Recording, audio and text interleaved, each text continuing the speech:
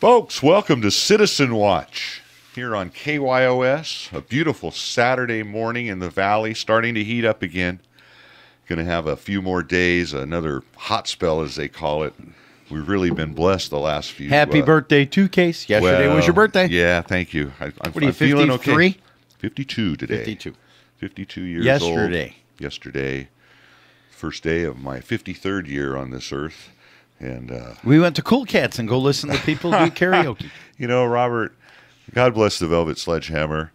And this is why we call him the Velvet Sledgehammer. This girl got up on stage and was singing. She got done. She walked by the table. Robert said, you know, that was a really good song, but I like your shoes better. And the girl didn't quite know how to take it.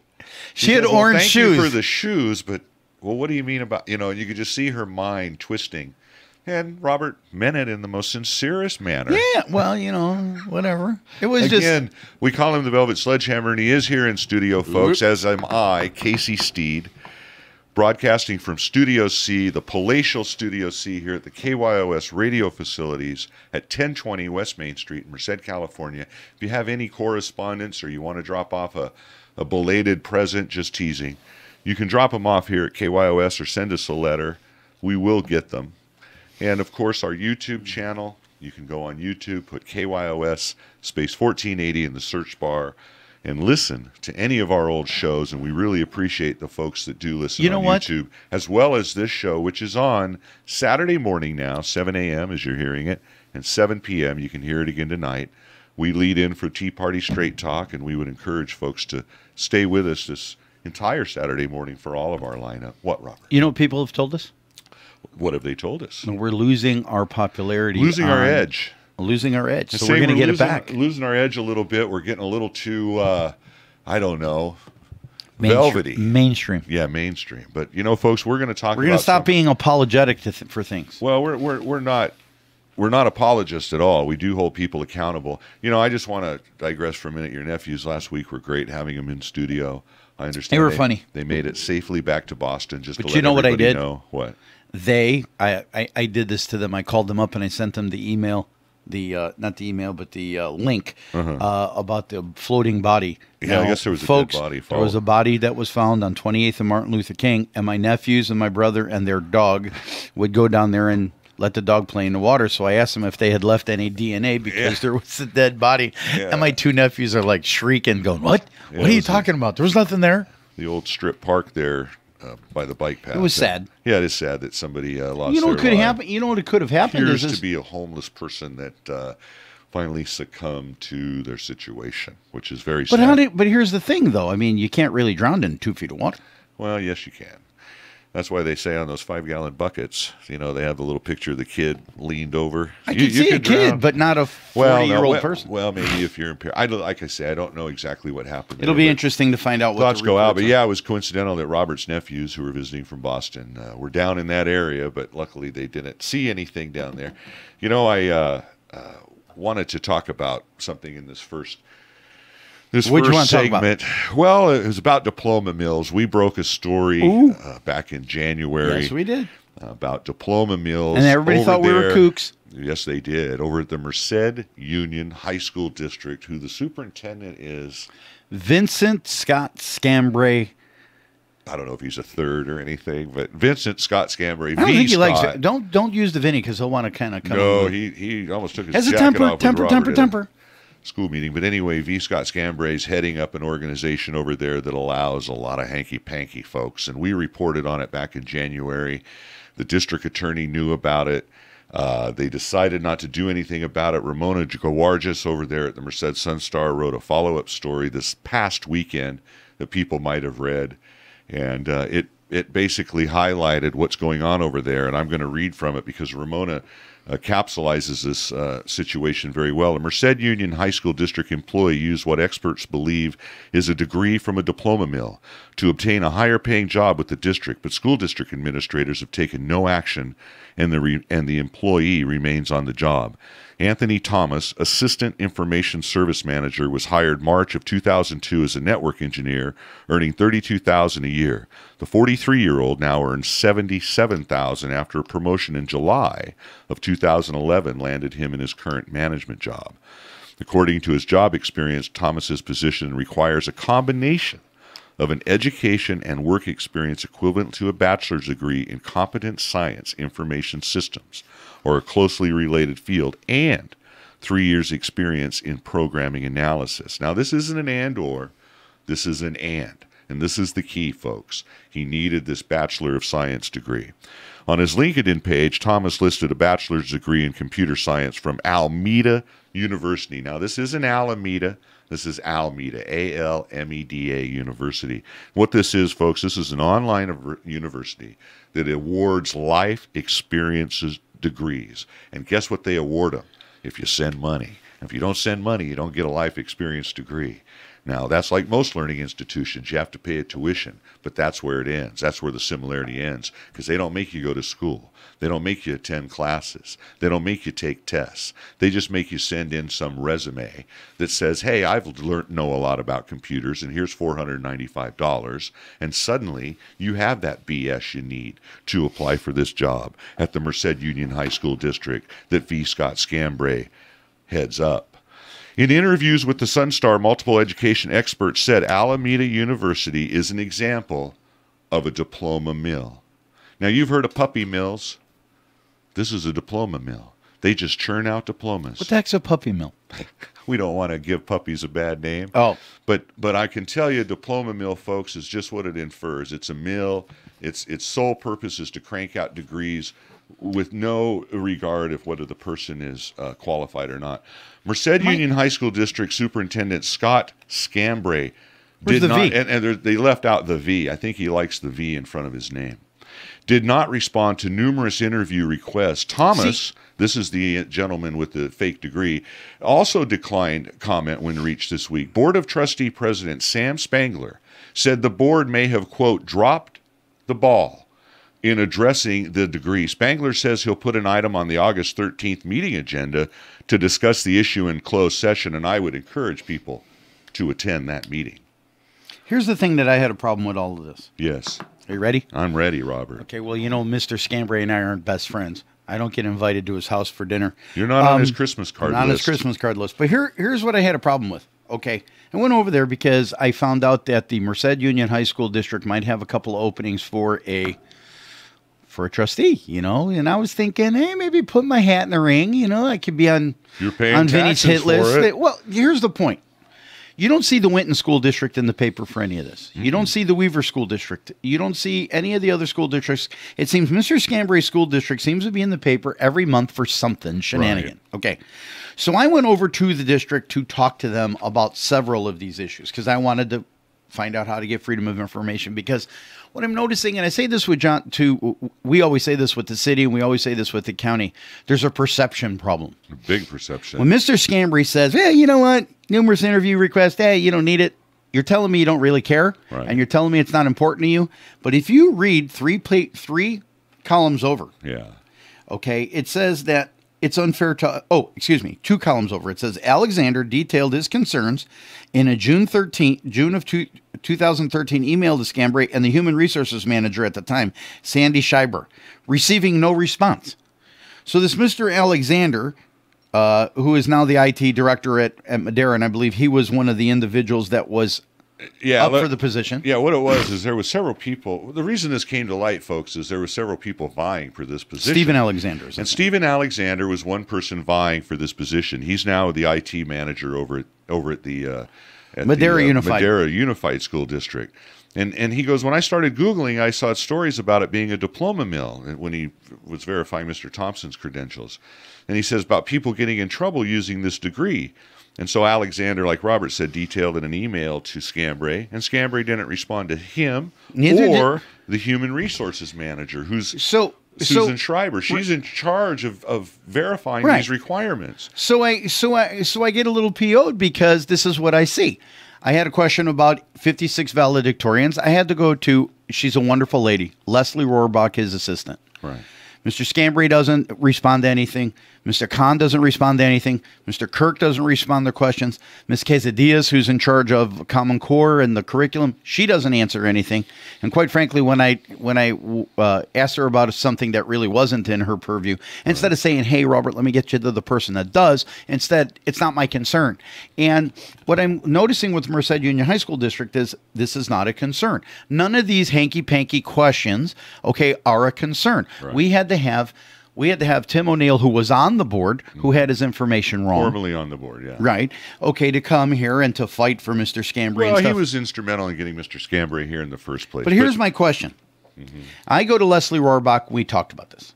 So she says, well, Robert, she says, the reason it wasn't an issue with Mr. Thomas is, according to what I found out, what she found out, she said his experience and training met the equivalent requirement in the job posting position. In other words, said. Okay, and I didn't know that in case he said, no, Robert. It says it in the paper. It says it. Okay.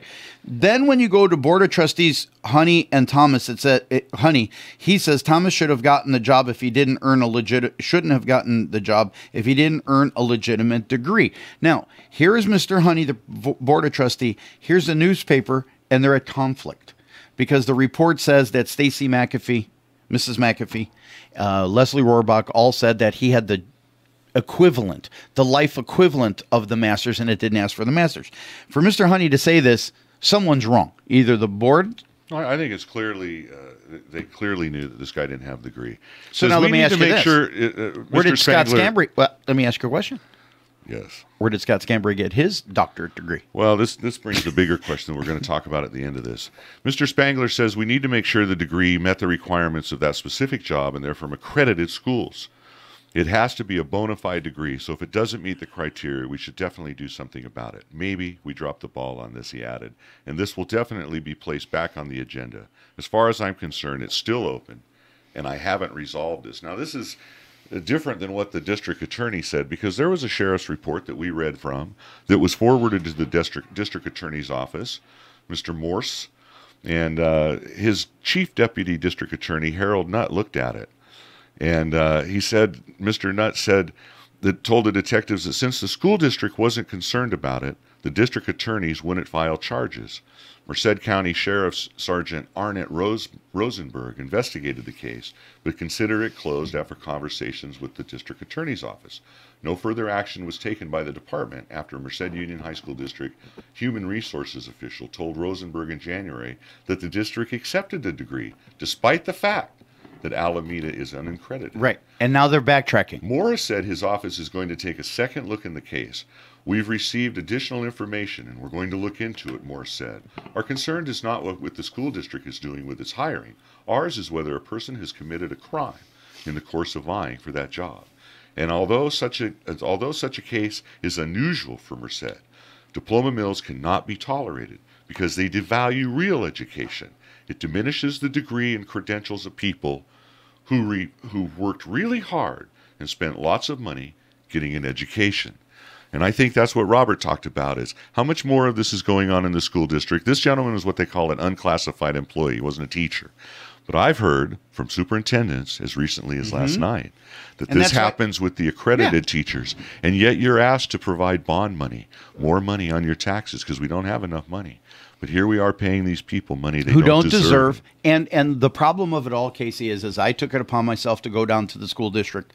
And with this rhetoric that we read in the Sun Star, the Saturday, July 19th edition, you see there is a conflict between human resources, Mr. Scambray, their viewpoint on it, and the Board of Trustees. And the Board of Trustees. The board saying, hey, he needed a degree. Scambray and his group are saying, hey, he didn't need a degree. He had job requirement. He had Mr. Thomas' experience and training met the equivalent requirement.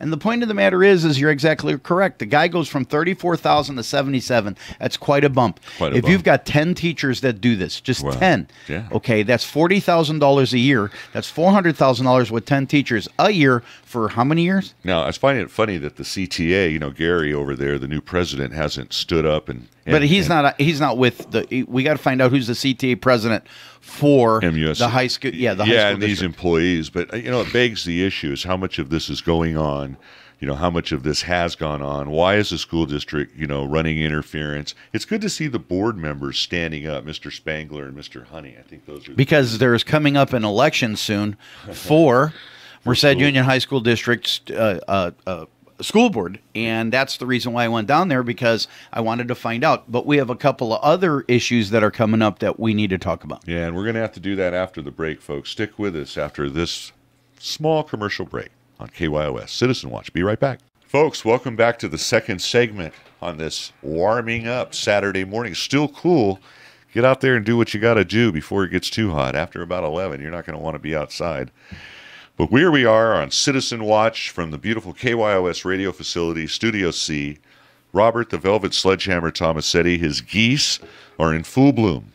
They're huge. The feathers are coming in. And they chase you, don't they? They chase you a little bit. They still like me, and they evidently need a bigger pool. I'm trying to talk them into getting that big doughboy so their feet don't hit the bottom, but they are big, folks. But, we were talking about this school district issue and this fake diploma mill issue, and the article in last week's Sun Star about this the gentleman, Anthony Thomas, who's the Assistant Information Service Manager over there at the Merced Union High School District, and how he was evidently got his position with a fake degree from Alameda University or Alameda University.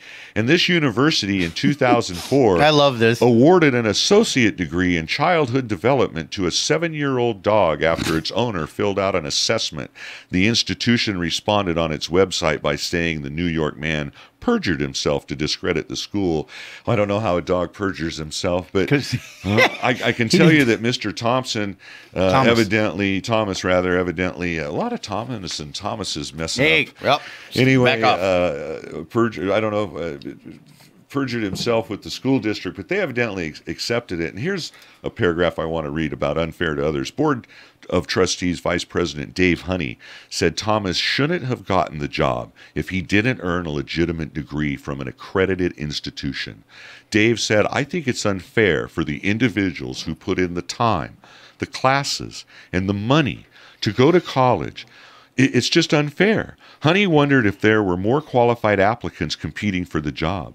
According to Stacy McAfee, Assistant Superintendent of Human Resources, Thomas's position was posted to a job website on June 10, 2011, and taken down 6 days later. She said 3 of the 14th applicants were interviewed for the job. Thomas was one of them. I can say, and here's where the lie is, folks. Here's the bloody glove. I can say that the district did look into the matter, and per the requirements for the position, Mr. Thomas's experience and training met the, here it is, here's the bloody glove, equivalent requirement in the job posting, job position posting. Now, what the heck is an equivalent requirement in the job training posting? Now, it's either a BS degree or it ain't. But see, that's what Leslie Rohrbach told me. She said, Robert, in the job posting, it didn't ask for a bachelor's degree. It asked for or life experience. Now, I asked you last night, and you said, no, Robert, it asked for a BA. That job posting requirement, folks, as will all the documents pertaining to this article, will be linked on our our YouTube show. This show will have a link in the description that you can pull up the sheriff's report. You can pull up the job description that was posted for 6 days that no longer exists. You can pull up Mr. Thomas's resume from LinkedIn that is coincidentally not there anymore. So these are the type of things we'll show. So it looks like you put it up to get a job, and then you take it down because you don't want the bloody glove. But here's the thing: is Dave Honey says, yeah, what did he say in that last paragraph? It says it sets a dangerous precedent, and this is the one that I'm upset with, where we lie to get people things that are better than they actually are. And it says, are there other employees that might buy degrees to earn higher salaries? Well, I heard there are.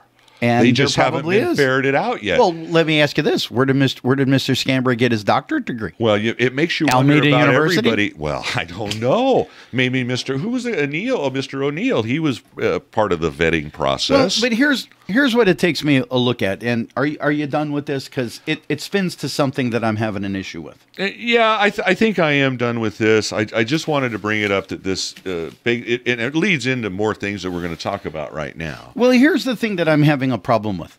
Okay, they go to the city of Atwater, they go to the city of Merced residents when they wanted to pass their school board bond measure, and they said, if you give us your vote, this is what we are going to give you. That's right. The people gave them their vote, and the people did not give what was promised. Right. Instead, all the money, the majority of the lion's share of the money went to El Capitan High School, Yeah, well, which I that hear was has the new jewel, of course, falling apart. It's kind of like cubic zirconia over there. I right. think. And anyways, so I feel that was disingenuous. Then you get this situation where you get people who got jobs without having the proper degrees. Must be That's nice. disingenuous. So be let me nice. get this right. So you have an integrity issue when you're trying to sell the bonds. Right. You have an integrity issue when you're doing the human resources of people who are, the word I'm looking for is people who are, trying to, further their careers. Of course. Lying. Feather their bed. Right. Now Feather here's their another nest. one. Here in a depressed economy, why wouldn't you? Here's another one. Who's the best employer in this town? Steve Gomes. Government. School district. The government and the school district. But here's my question. So now you got the citizens were lied to. I say it straight up. Citizens were lied to by the high school They were district. deceived. Okay. The teachers are allowed to deceive the system to earn higher money. It looks like a cover-up. And now to me. you have kids that don't deserve a valedictorian status. Oh, let's read what valedictorian Okay. says in Merriam-Webster. I don't know. Maybe these guys don't even use Merriam-Webster anymore. Merriam-Webster's- Maybe they just come up with their own definitions. They did. Merriam-Webster's Collegiate Dictionary says that a valedictorian is the student. One, the student, usually having the highest rank in a graduating class. Well, the point is the student. And the student also delivers the valedictory address at the commencement exercise. So we didn't have 19 addresses, did we? No. We didn't have 19 addresses. No. And the valedictory address is a statement of farewell or leave taking from high school to transition. Okay. So every school, we found out, has more than one valedictorian. I think some had so 19. I went. Some had 14, some had 13. 14. Okay. Gustine had one. LeGrand had one. So I marched myself down to the school district and I go, okay, look, I'm having a problem. I'm not finding anybody having issues, but Merced Union High School District. Right. And this starts at the top, Right. leadership. The leadership is lacking. So I go and I asked Leslie Rohrbach, I called her up and I said, what I'd like to know is who picks the requirement and who makes the determination of what is a valedictorian. Right. So I go out there when we were talking to her about the rumor mills. Yeah. I mean, the diploma mills. And I go over there and I ask her about it. And she said, I sent you an email and here's how it reads. Right. It probably went in my spam folder, but I did see that she did send me an email a long time ago. And it reads that anybody over the grade point average of a 4.24 has the ability to use the term valedictorian. Okay. And that is a rule, or that is what's the word I'm looking for? A description of what's going on by the school sites. Okay. I said, why? So every school site is arbitrary because you got one school site has 6, one has 14. She goes, anybody over 4.24 can say that they're a valedictorian. Anybody between the 4.0 and 4.23 can say they're a salutatorian. I said, but Leslie, that's contrary to what the dictionary and everybody. When I was a kid, it was one guy. Right. I go, Gustine must think it's like Merriam's dictionary because they said one guy. But you got these other schools saying it's okay to have 13 and 14 and 12. Must mean that kids are getting smarter. She goes, well, this is the rule. And I said, well, but they're jobbing the system. Yeah. How do you figure? I said, when they write a letter of acceptance or please accept me to your college, I am a valedictorian. Right. Their transcripts say they're actually number 9 in the class. So that's contradictory. And people look at that and go, wait a minute, how are you a valedictorian if you're 9 in the class? Right. They don't call Merced High School and say, tell us your rule. Right. Because the world thinks that a valedictorian is number 1. Right. So what I'm saying is you've got a school district with a lack of leadership to address Right. the Measure M bond issue flaws. Right. Okay. The Mr. Thomas flaws of Alameda University. How many more of those? And the kids' flaws. Yeah. You let somebody else. No, Mr. Scambray, grow a backbone. You had a backbone to want to whip my butt because I called you Vincent, which is your given name, but you don't have the leadership capability to say school district. Merriam-Webster's Collegiate Dictionary says a valedictorian is the student, not 14. Well, okay, because what we're doing is we're trying to pacify everybody, and what we're doing is we're jobbing the system. Fair. And Mr. Scambray, I am going to be very critical of you because I am suggesting that you may want to remember my name because I might run for the school district, for the Merced Union High School District, because I want to keep you on the straight and narrow. Well, yeah. Did you ever go to one of the high school district? I know you've been to a couple. You know what's the most annoying thing? What, the closed session when they all No, I don't care about closed session. What? The most annoying thing is I'm sitting there and I'm listening to people talk. Dora Crane, Ida Johnson, right. Tammy Quesadillas, they're all sitting there intently, looking at the people, listening what they have. When the people leave, they write notes. Right. Not Scott Scambray. Right. He's writing as he's going. Mr. Scambray, are you paying attention to me, sir? Because, when you're talking, I'm paying attention to you. And the worst one is Leonard Kahn, because he's over there playing on his computer with his glasses on his nose. Right. They have no consciousness of the perception of how this all looks like they're buffoons, and they are very unprofessional. Sounds like the Atwater City Council, the Rivero brothers, they have a total disrespect for the public that they serve also. It's very, very disheartening to see that when people come up to speak and, they're on their laptop or they're not paying attention. Give us a little lip service for that half hour you show up for these meetings. And, you bring up a very good point where Mr. Scambray won't address the media. He won't address his people in the board, but yet we go on status quo. And like Robert said, it brings up a lot of questions, and we're being asked time and time again to go to the ballot box for more and more monies for education. We spend over 50% of our state budget on education in this state, folks. And again, I'll say it again, we're 46th in the nation with the product that we turn out. And if we have product, it's no wonder that we accept 50 valedictorians, because when you come from a diploma mill, everybody's a valedictorian, aren't they? Didn't they all head of their class? Because they got that degree. Here's something that's bugging me. This is just so perverted in this good old boy system. Let me just lead into that.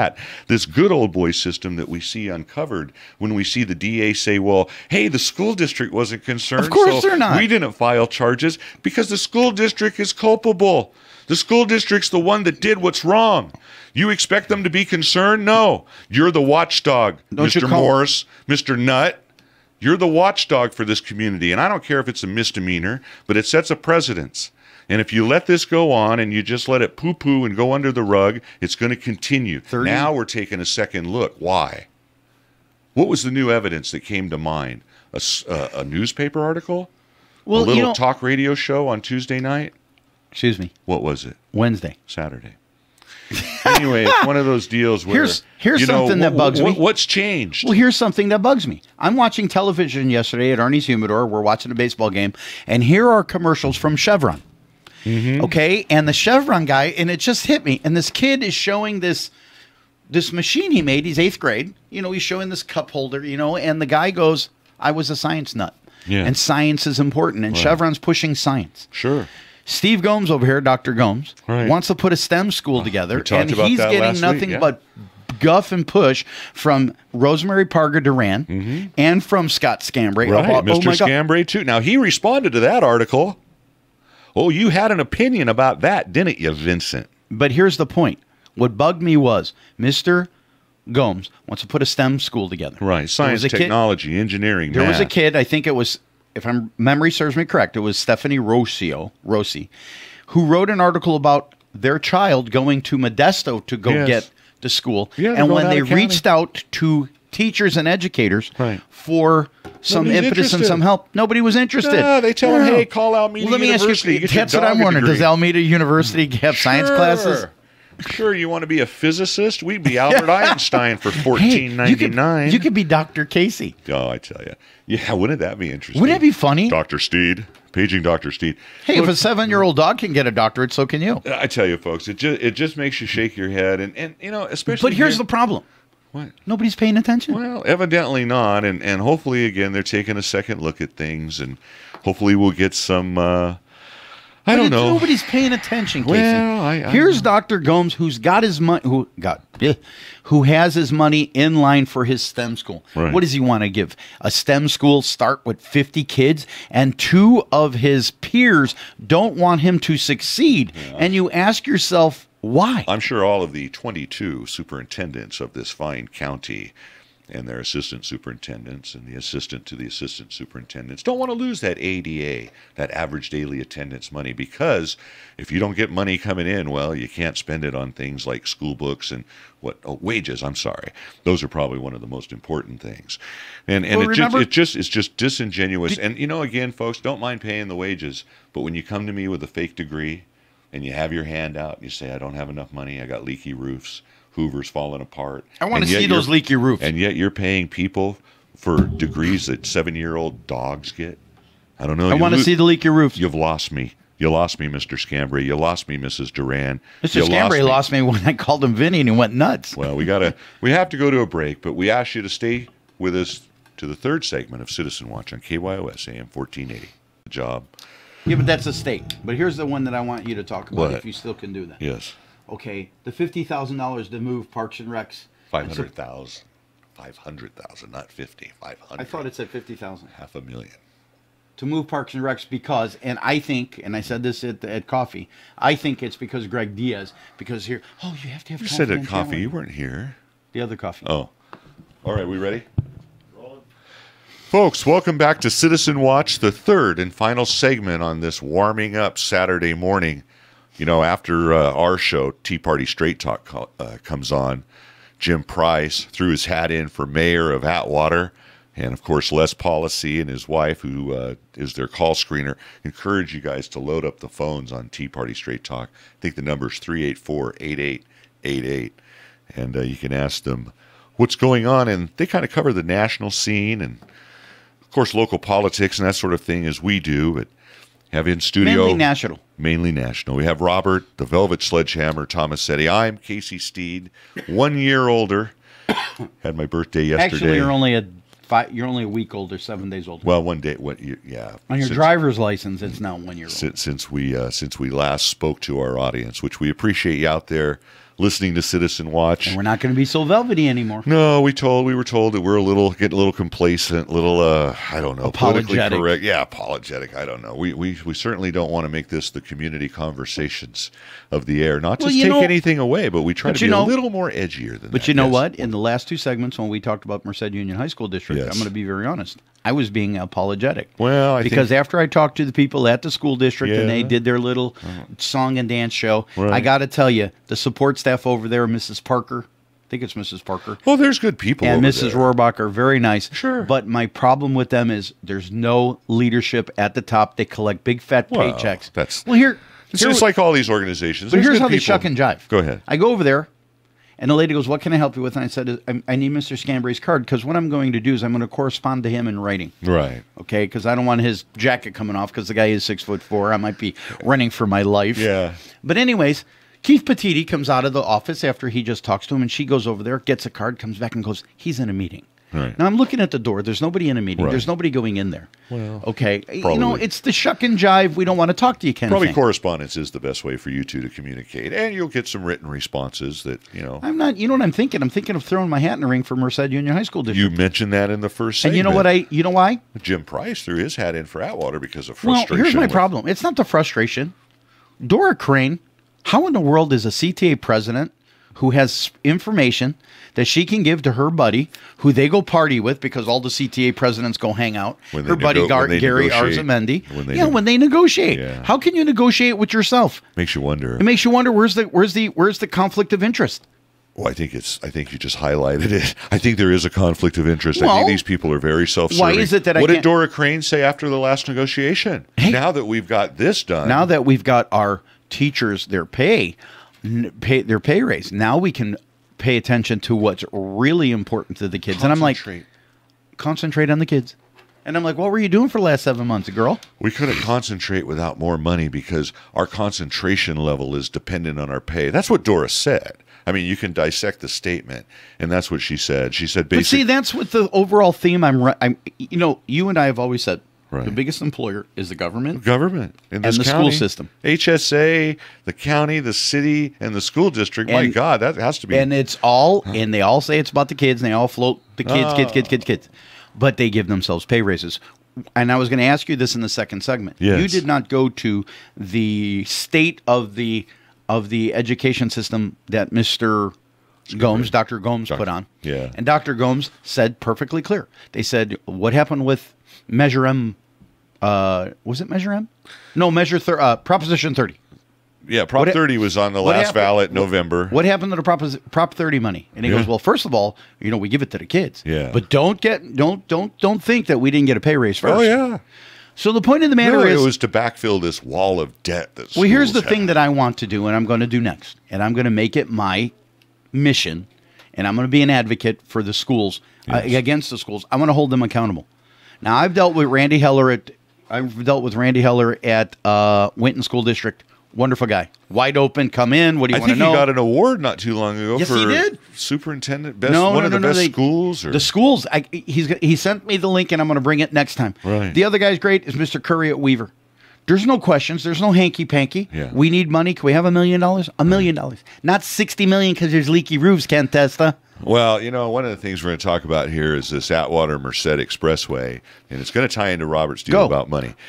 I've read in the paper this week that progress is going on that thing as you drive down northbound. Is that the Bradley overpass? Southbound. No, that is still creeping along at a glacial pace. Who is the contractors on that? Man, they're making themselves really and honestly. I drove past that. That's got to be by the hour. I drove over that, and John Pedroso tells me and assures me that the Bradley overpass will be open by August. Yeah. My nephews and I went to Yosemite, and we drove over it, and I kept hitting some kind of access panels because all I heard was bang, bang. And you're like, gee, many Christmas. When are they going to get done? And I've never seen a worker on that. No, they're getting paid by the hour over there. I'm just convinced that's been the longest project. But one thing that has been moving along fairly expeditiously is the Atwater Merced Expressway over there on Highway 99 is going to tie in. And it could screw Merced up really big. Well, that's flat land. And as Robert has made a very good observation about Merced's geography, we have an elevated freeway that goes through Merced.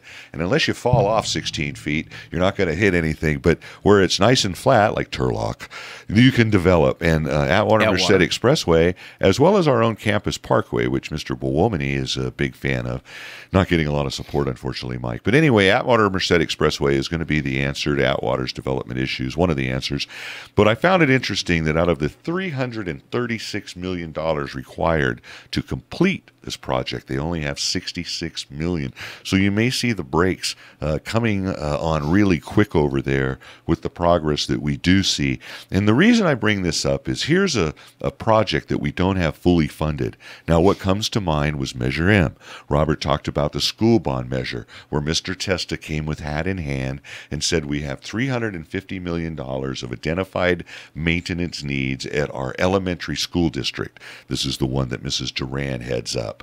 And what we find is we don't have the bonding capacity for the whole 300. With the property values, we have about 160 million, but we're only going to go to the voters for 60.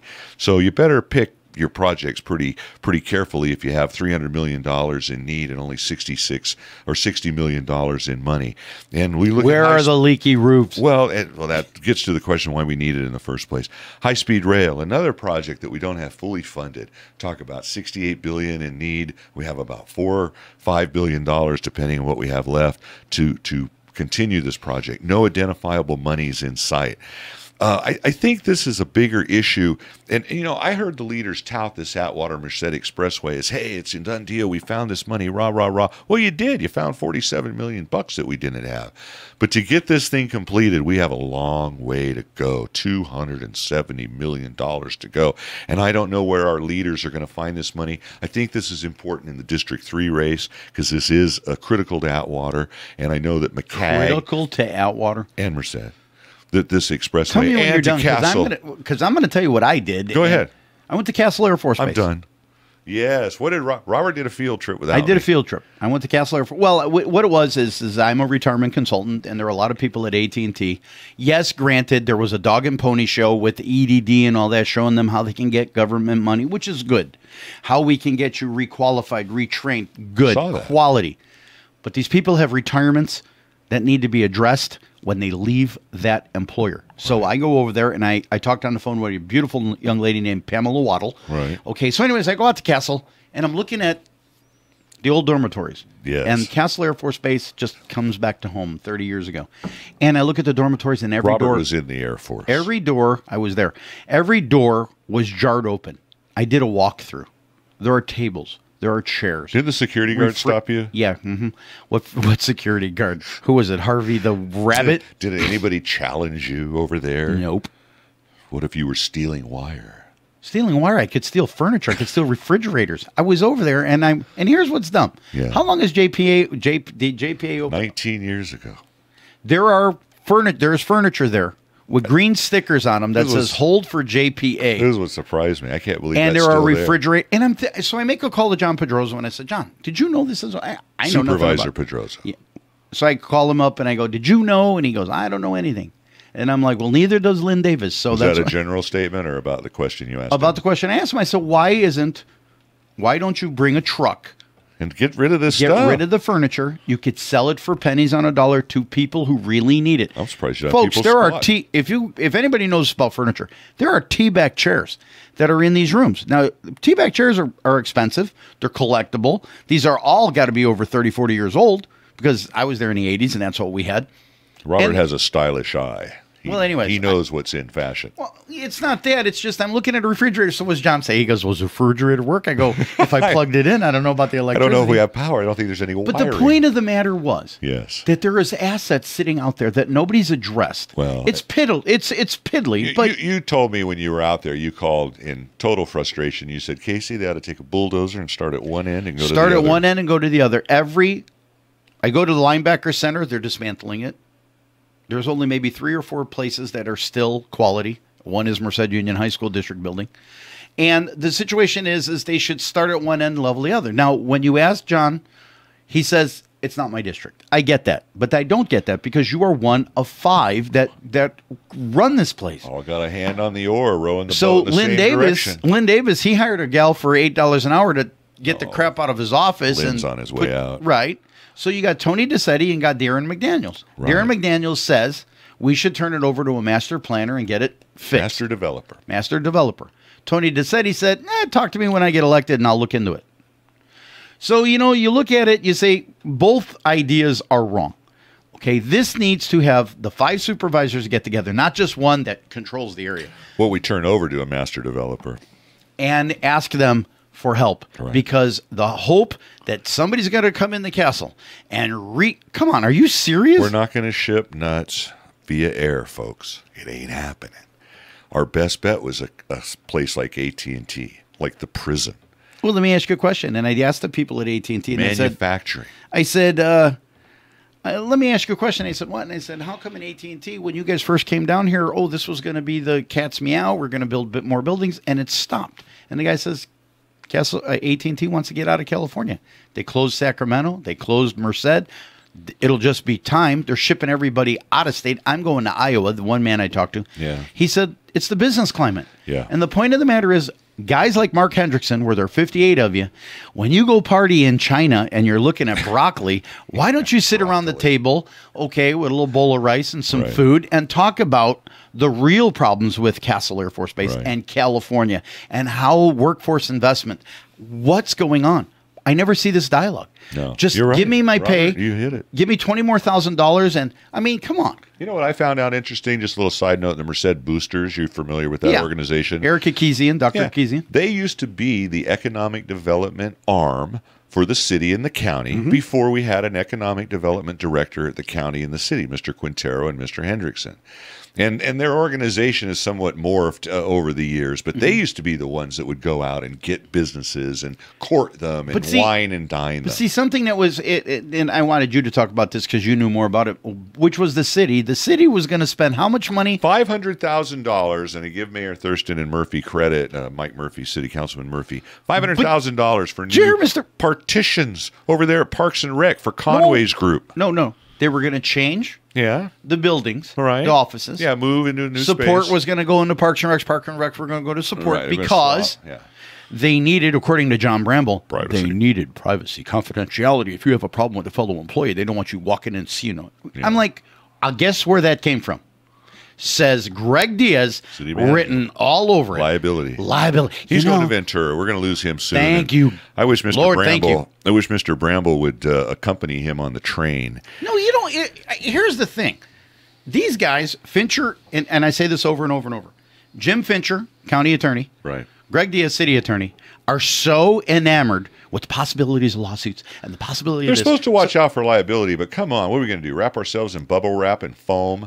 How much money did Greg Diaz tell the city to give Maldev? $43,000. There you go. And then they want to spend $500,000 so people could be more confident. Look, what happened to the old day? Look, I got a problem with you. Let's talk. Right. Let's go to coffee. Let's go. I got a problem. The point of it is what? You're right. And let us talk. It was a stupid thing to spend $500,000 for employee Stupid to confidentiality. even think of it. Go in a room, close the door, go in the lunchroom. That's what they used to do. Anyway, it's one of these deals where we have no money in city government. Mayor Thurston and Councilman Murphy wisely thought, look, we've been fighting over, $10,000 for Parks and Rec. You want to spend $500,000 on partitions? Stupid. So again, we give them kudos for looking out for our money. This is what we want to see. This is what we call leadership.